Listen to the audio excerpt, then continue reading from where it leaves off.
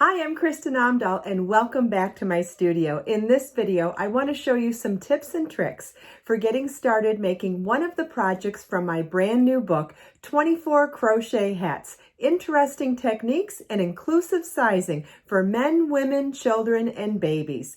Let's get started. This is the Flora flower motif hat.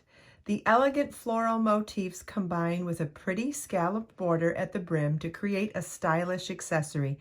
The flower motif stitches up quickly, making this project perfect for a last-minute gift or a swift addition to your wardrobe. This pattern features the join-as-you-go construction that doesn't cut yarn between motifs, only two ends to weave in.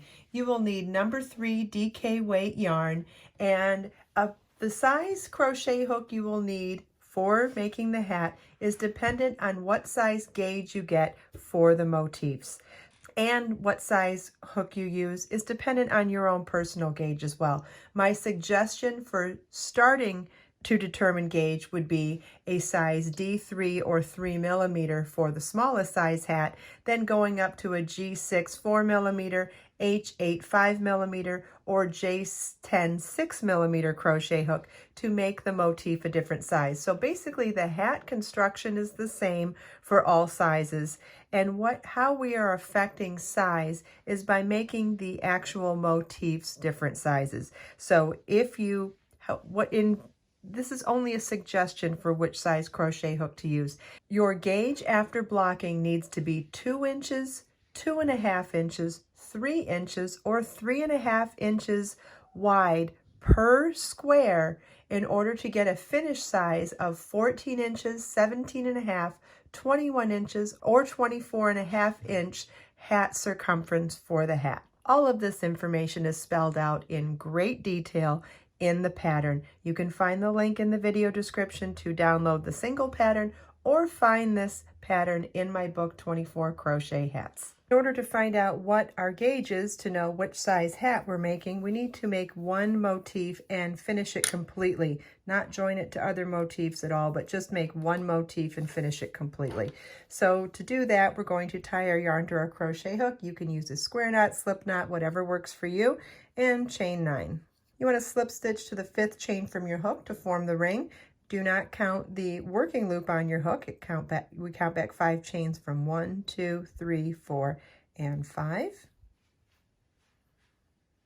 Then chain 4.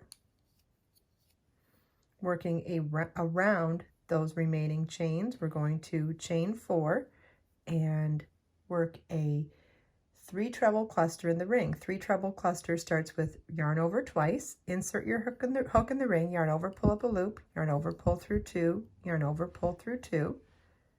We now have 2 loops on our hook, yarn over twice, insert your hook in the ring, yarn over, pull up a loop, yarn over, pull through 2, yarn over, pull through 2. We now have 3 loops on our hook, yarn over twice, insert your hook in the ring, yarn over, pull up a loop, yarn over, pull through 2, yarn over, pull through 2.